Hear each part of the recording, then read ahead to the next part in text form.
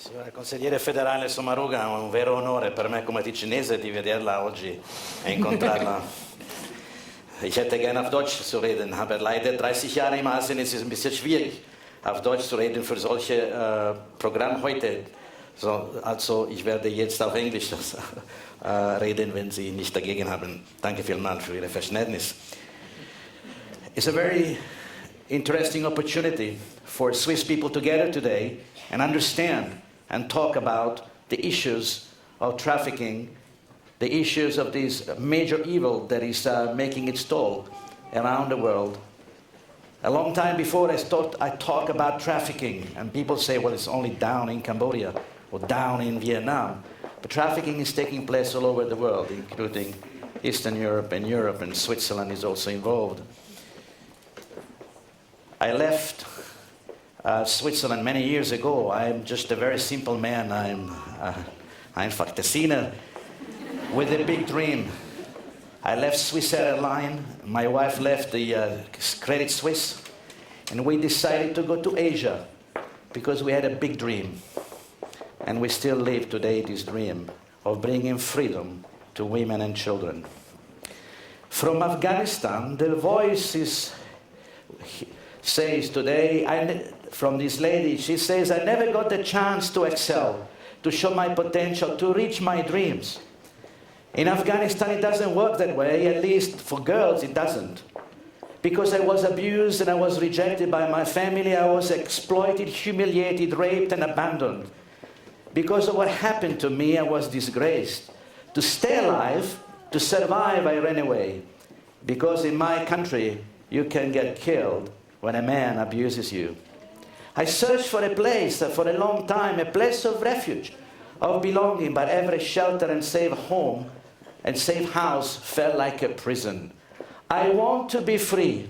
And the voice of women today are saying the same thing all over the world. We want to be free. We want to have a dream like every Swiss citizen here in this land or anywhere else in the world. In the years of working with Hager, when I went to Cambodia during wartime with our daughters, we had about 2 hours of electricity a week. There was shooting day and night. There was armed vehicle all over. There was war.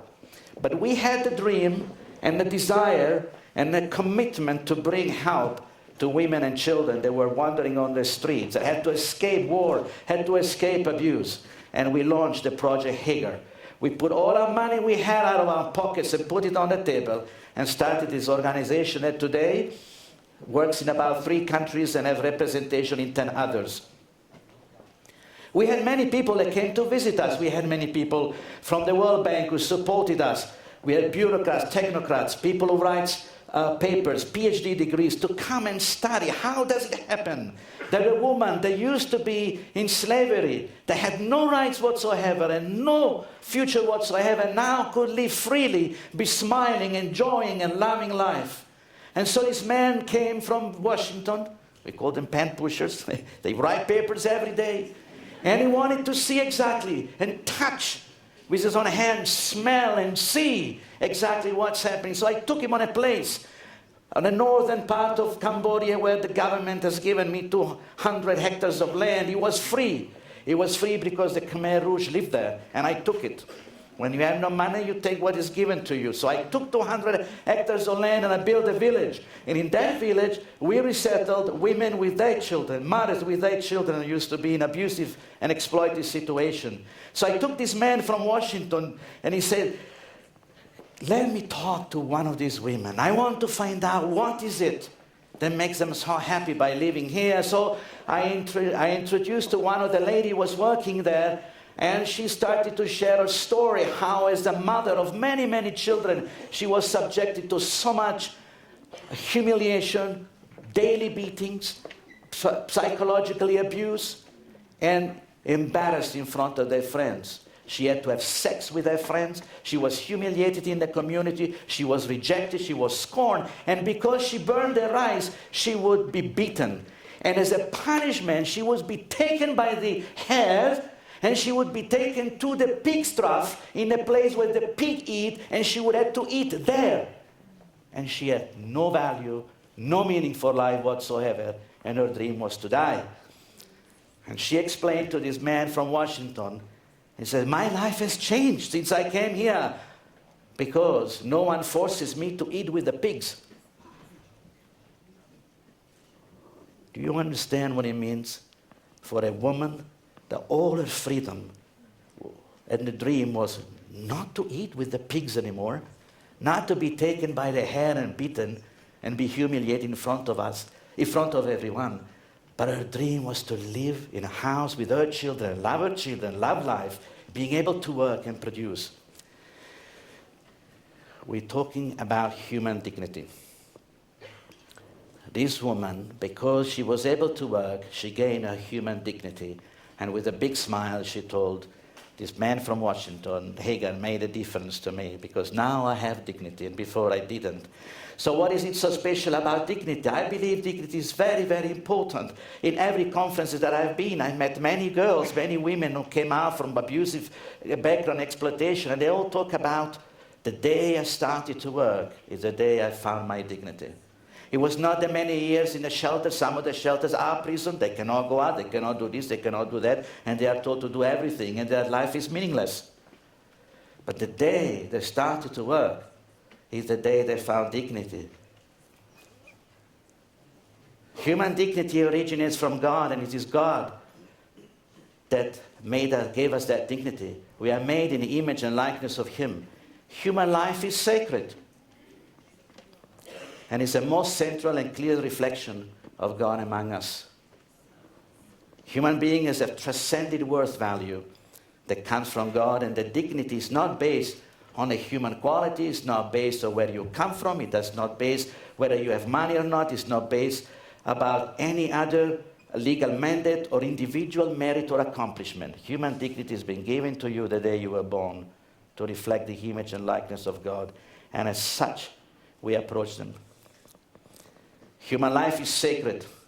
And this is one of the biggest lessons that I learned through one of my friends that taught me a lot.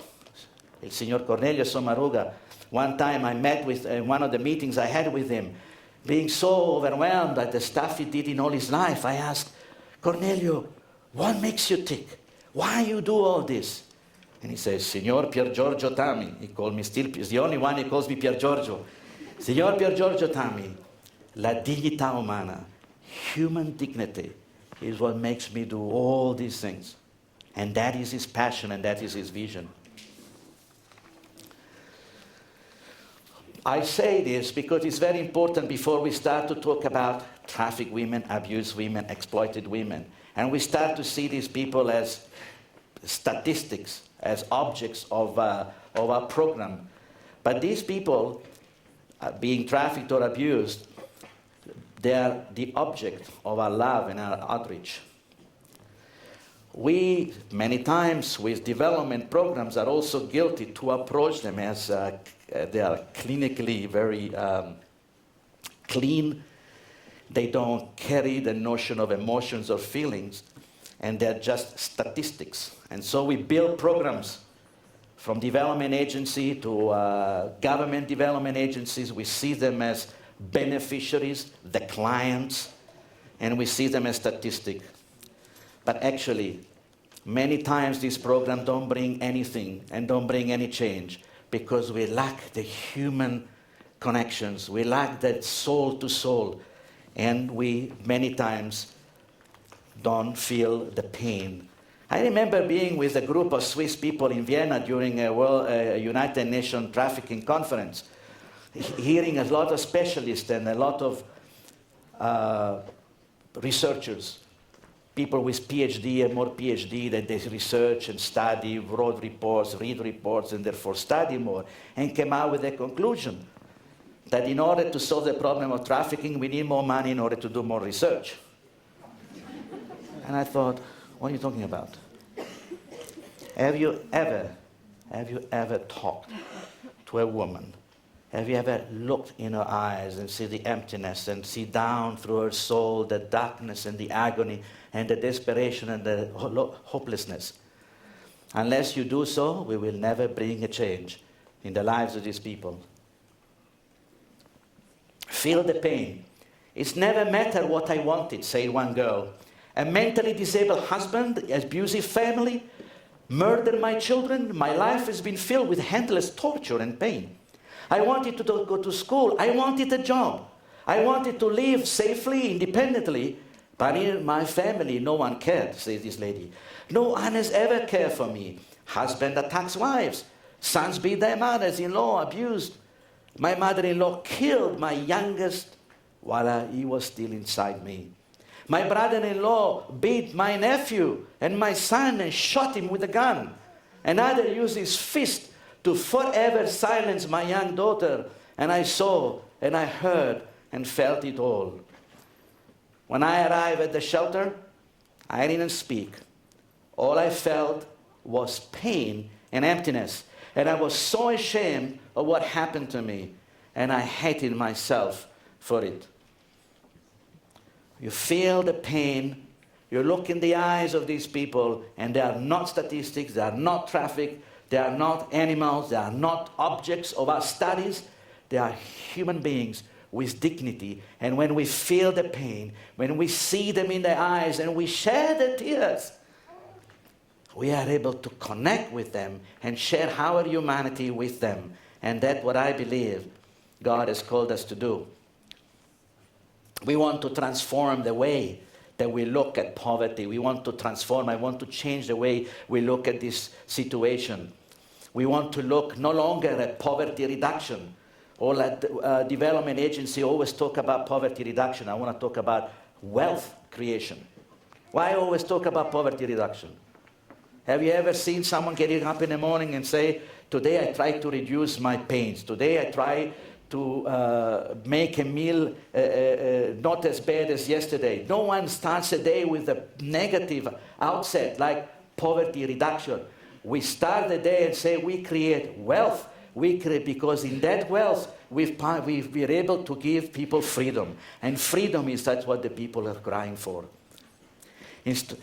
We are the conditions of human, what are the conditions for human flourishing from which prosperity can grow? This is very important. We want to see that we give a chance to these people. These people don't want a handout. These people don't want a mercy. These people don't care so much about our thinking and how we live back home. All they want is, give me a chance to be a human being like you, a talent, the capacity to be able to lift myself out of poverty, the ability to work with my own hands, not being a number, not being sold as a piece of flesh, and being able to dream like all of you. The trafficked and abused women are sisters, creatures of God with capacity to create prosperity and life with freedom. Sustainable, this calls for sustainable development where poor don't stay poor and rich become richer, but rather the two become partners. When I started in the early 90s with my small NGO, it was a family run. I started right away to put into place businesses, commercial ventures, to create jobs for these people in order for these people to reintegrate society with dignity and a hope and a future. And I was criticized by many agencies because I violated the pure theory of a development agency. Development agencies don't do business. I said, look, let me tell you one thing. I want to make it clear. I did not come to Cambodia, and I don't get money to keep poor people poor. I receive money to turn these people that are in poverty into wealth, into an ability to grow, to have a family, to have a house, and to dream big. That's why I raise money today, not to keep people poor. One of the businesses that I started was a Hagar Catering. A simple example again, you don't need to be a professor, you don't need to be Bill Gates, you don't need to be Brabeck from Nestle. To start this kind of business, you can be a simple entrepreneur with a dream and a passion. I saw these women and the ability to sell something. So I wanted to see them selling food, breakfast on the streets of Phnom Penh in the early 90s.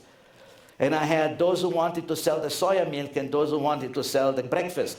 So I decided to create these carts, these push carts. But they say, Pierre, no one will ever buy from these push carts because they are dirty. People get sick if you eat. You will never recover. And so I designed these carts have this lady with uniform, dress them up, and they sold. They have breakfast. Once they moved out into big centers where there are big factories, we were able to sell more. Today, to be fast, in our story, this is the Hager Catering is the largest catering business in Cambodia, has a turnover of $3.5 million. He employs 360 women, 30% from trafficking, from exploitative situations. This is what we propose today to these women. And this is the pride of freedom. The girls in Vietnam talk about tremendous suffering, tremendous exploitation. Trafficked for $15, sold for $1,000 on the international market of Bangkok. These people want to be reached out. They want to receive help. And we created a chain of coffee and bakery, which today is another business that has 600 employees. He works in Laos, he works in Vietnam, and we're starting in Cambodia and will be replicated in Thailand. A chain of coffee and bakery with 600 employees. A large percentage of these women are women that come from trafficking and abusing situations. What does it take to be able to do this? I remember when I was with a woman, was lying on the ground on a bamboo bed, she was about to die. She shared a story of trafficking, of abuse, of hopelessness and pain and suffering. She reached out with her hand and she said, "Will you promise me that my children will never walk through that life?" I had only a few seconds or maybe a minute to answer. What do you answer to a woman that asks you to make a promise like this? If you say yes, then you have to do it. If you don't do it, you're a liar. If you say no, then what? It means that really you don't mean what you believe. And so I said yes, and I took that hand. I say, yes, I will promise your children will never walk that life, will be a life just like my daughters, of an education, of a job, on a future and a hope and a family and a way to make a living. She died soon after the promise, but then I said, wow, now what?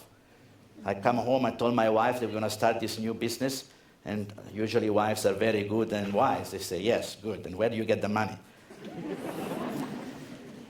I shared this story when I was invited by the World Bank at a board meeting.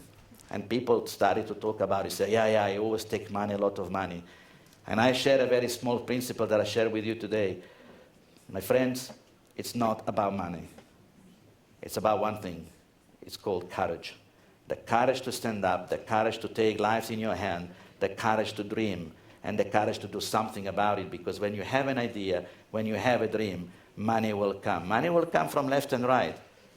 But people with integrity, with faith, with courage, with values that care for human beings, as the trafficked women are today, these are the people that we're looking for. We're looking for young people that stand up, people that are not afraid to make mistakes, people that are able to reach out to these women, to these abusive victims, these victims of abusive situation, and go anywhere in the world or even in Switzerland and being able to do something about it. Look in the eyes of these people, take the courage and do something about it.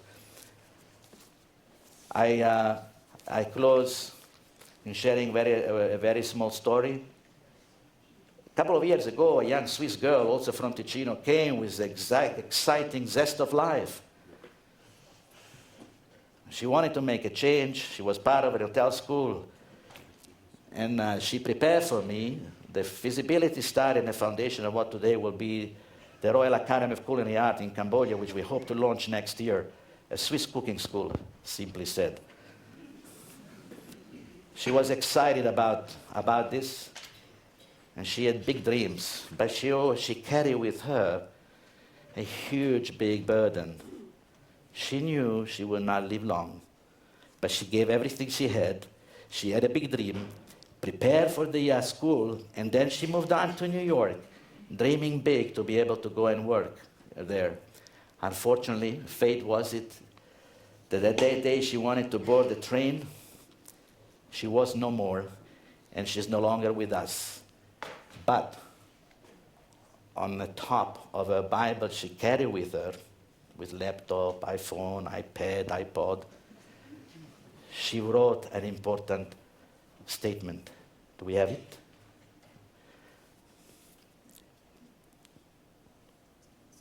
Okay. Well, we had it translated in German, but in English it goes like, don't give up your life for things that death can take away. I leave you a challenge with this girl that lived full of life, believed in her means. She knew she didn't have long time to live, but she lived with an excitement of life, wanting to love God, love the neighbors, care for others. She prepared the foundation for this school. And she always said to everyone else, don't give up your life for things that death can take away. I challenge you all to stand up, to raise up to the challenge, and to don't sacrifice anything, but to believe in a dream, because the voices from Afghanistan, the voices from Vietnam, the voices from Cambodia and other countries are saying, I want to be free. You are the answer. Thank you very much indeed.